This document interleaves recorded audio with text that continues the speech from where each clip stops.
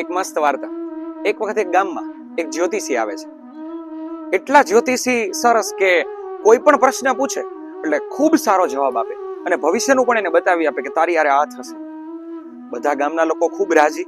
એક પછી એક જાય, પ્રશ્ન પૂછે અને પોતાની બધી સમસ્યાનું સમાધાન ગોતે અને જ્યોતિષી સમાધાન પણ એને આપી દે.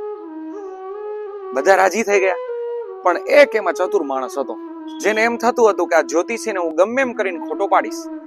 એટલે જ્યોતિષી પાસે જાય છે. એ પેલા પોતે એક યુક્તિ વિચારી લે છે કે કોથળામાં હું એક બિલાડીને લઈ જઈશ, જેનું ગળું એ કોથળાની અંદર ભલે હશે પણ ગળું મારા હાથમાં હશે. જ્યોતિષીને પ્રશ્ન પૂછીશ કે આ બિલાડી જીવતી છે કે નહીં. જો એમ કહેશે કે આ જીવિત છે તો એનું ગળું દબાવી અને મારી નાખીશ, અને જો એમ કહેશે કે આ મૃત્યુ પામી છે તો એને હું કોથળામાંથી બહાર કાઢી અને બતાવીશ અને જ્યોતિષીને ખોટો પાડીશ. એટલે લઈ જાય છે. જેવો ત્યાં લઈ જાય છે અને આ જ પ્રશ્ન પૂછે છે કે મારા હાથમાં એક બિલાડી છે, હવે આ જીવિત છે કે મૃત્યુ પામેલ છે, તમે મને જણાવો.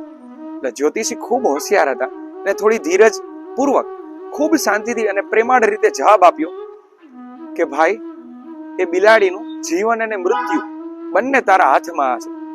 તું જો ધારે તો એને જીવાડી પણ શકે અને તું જો ધારે તો એને મારી પણ શકે.